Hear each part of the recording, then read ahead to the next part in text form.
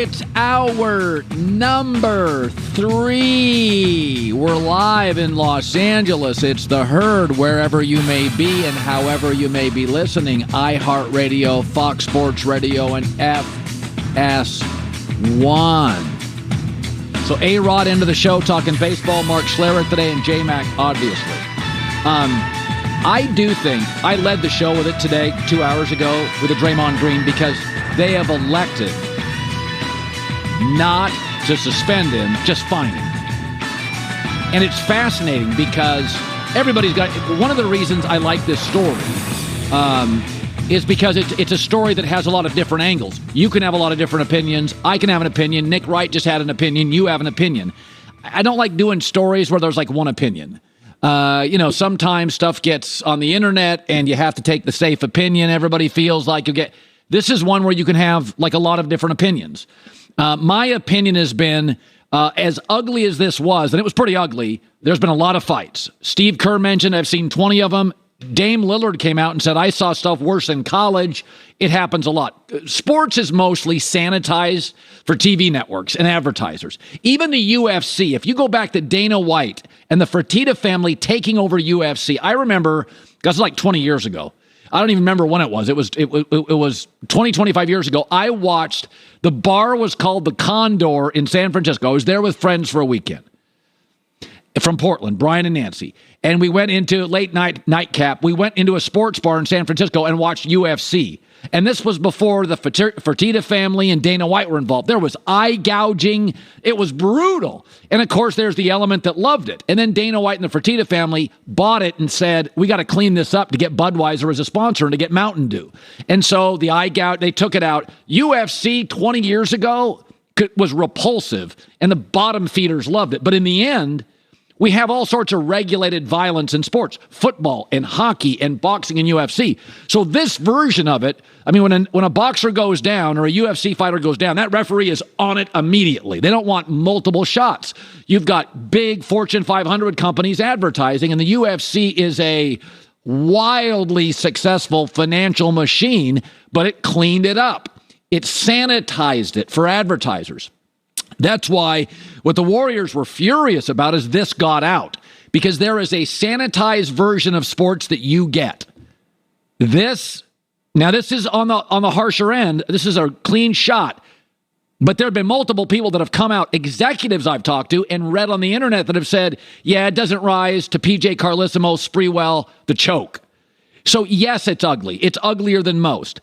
But they're not suspending him. So let's start with that premise that sports does have a darker side, an uglier side, yelling, it's not your job, folks. You know, if this happened to your workplace, people get fired, the HR comes in. That's not what happened here. You circle the wagons, the coach and GM sit down, they made a decision. Here's Steve Kerr on the decision they made to let him play Friday and not suspend him. We feel like we have a great feel for our team. You know, we've got a lot of continuity on this team, so Bob and I know our players extremely well, and we feel like this is the best way, after assessing everything, for us to move forward. It's never easy. No matter what decision you make in a situation like this, it's not going to be perfect. Now, the Warriors are in a very unique space. So they've got 3 young players who are all crazy gifted. Jordan Poole, well, I'd say 4. Jordan Poole, who got hit there, they're going to sign him to an extension. He's kind of, Steph goes to the bench, Jordan Poole comes in, he's a shot maker. A kid named Moses Moody, who's terrific, 6'5", can defend. Jonathan Kuminga, James Wiseman. These guys, outside of Jordan Poole, you didn't see in the playoffs. Because the Warriors are so good and so deep, they would start for 90% of the teams in the league. For the Warriors, they don't even play them in the playoffs. They're all legitimate starters in the league. Wiseman was the number 2 pick. Kuminga is crazy, 6'7", 220 defender, twitchy. Moses Moody, a brick, tough kid, they love him. And then there's Jordan Poole, who got hit. So they're in a situation now where, okay, Wiggins is now as good as any elite wing defender they have. And here comes Kuminga. And not to pay Kuminga anything. So now Draymond's out of his prime window. He's not quite as valuable, though he was great in Game 6 of the finals. He struggled in 3 other games. So now what this organization worries about is not replacing Draymond as much. They've got Kuminga and Wiggins, defenders on the wing, and they have size coming in with Wiseman. So Draymond was wildly valuable in the Draymond Green era because he was more athletically in his prime, and he was their best wing defender. But now Wiggins has been outstanding. Here comes Wiseman. Here comes Kuminga. And so this punch, though Kerr acknowledges this stuff happens, now you worry about older guys supporting Draymond, younger guys like, whoa, you're going to let that happen? And that's where Kerr said this.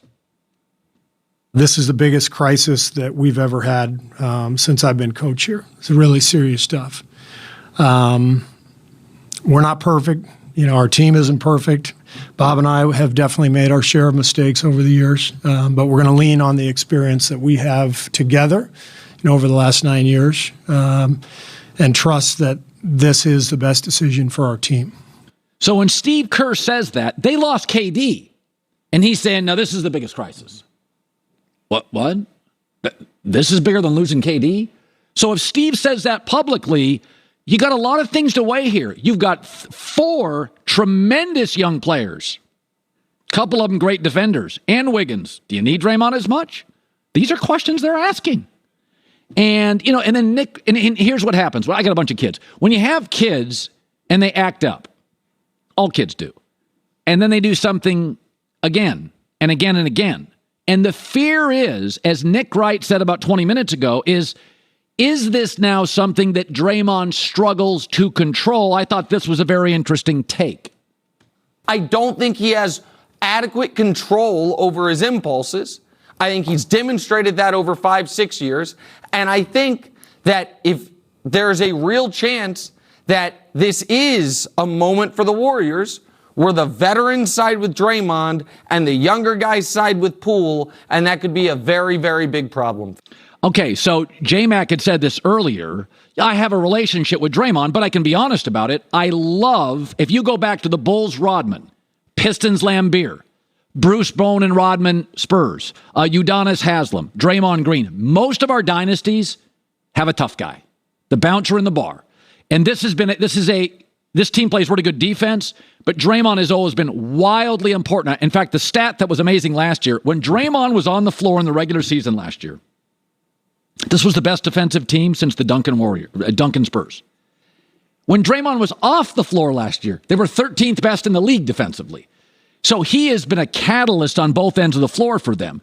But again, now they're loaded with these 4 young players. Wiggins, I think any reasonable person would suggest that Wiggins now is their most athletic wing defender. Andrew Wiggins has been an absolute find.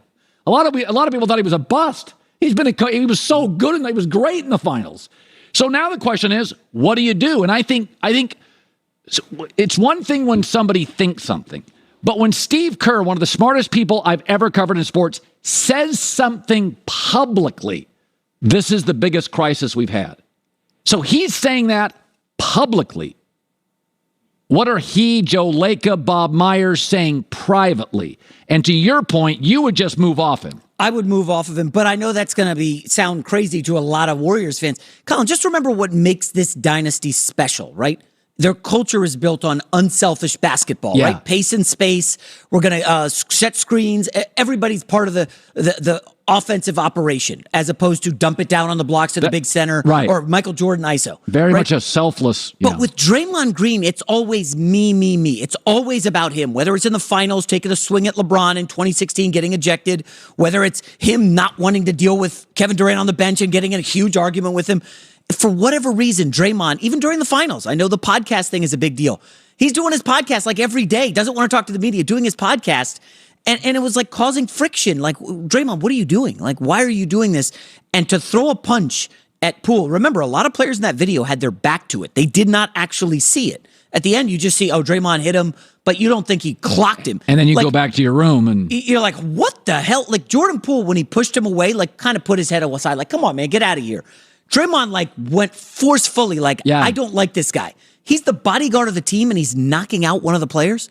Colin, I couldn't stand for it. No. Listen, I think I think this stuff happens more than fans think, but this does feel like it is a culture, a fabric tear. Remember, Curry got paid, Clay got paid, Jordan Poole's about to get a huge contract, generational wealth. Draymond has not gotten paid, and he's waiting.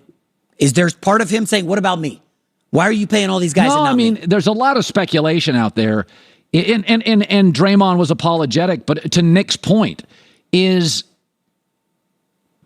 you put up with more stuff pre-ring in a player's prime, right? Like Randy Moss found a lot of teams in his prime. The Patriots are like, "We're going to bring you on, may risk our culture." Randy was out of his prime. People want to take chances. So, you does your talent outweigh your headaches? There was no question for years, Draymond, the talent and his importance outweighed some stuff. It's pro athletes. Nobody's perfect. I think you're getting to a point between Wiggins, the young players, and his expense. My dad said this years ago. Be a good person because your employment will largely be decided by people raising their hands in a room you're not in. Should we keep the kid? Should we get rid of him? You're not in that room, right? So you need allies at companies. Yeah, some people can drive you crazy. They're employees you don't like or bosses you don't like. Your employment will be decided largely when you're not in the room. You got Joe Lacob, Bob Myers, Steve Kerr, and Steph Curry. Those are the big four. They're going to go to a room. And the owner's going to be the tiebreaker. So my question, Steph Curry's going to defend him. I'm not sure the owner's going to defend him. In the tiebreaker of the four people in a room, Curry's going to be in the room, Bob Myers, Steve Kerr, and Joe Lacob, the owner. When he was cheap, the owner's going to raise his hand for him. Oh, yeah. Now he's expensive with Wiggins. I'm paying Wiggins and Draymond. So this is going to come down to a moment in a room with four big people, and there's going to be, okay, owner gets the tiebreaker, raise your hand. And my guess it's going to be a 2-2 split, and the owner's going to be like, I can't have that out there with my property that I own. I don't care who leaked it. This is literally hurts our value, our culture. This is bad video. It turns off advertisers and fans. Do you know what the extreme example of this is? Antonio Brown. Tom Brady gets to Tampa, says, "I want Antonio Brown." Well, the owner's going to say, Tom Brady wants him. Let's bring him in. Right. They win the Super Bowl. Antonio Brown freaks out on the sideline, loses the coach. Tom still wants him. At this point, Brady wants him, but the coach is like, we can't have this guy. And the owner's also, this is bad for business. This is bad look. Yeah, exactly. Yeah, no, I think all this stuff is really interesting. Mark Schlereth, A-Rod today. Well, in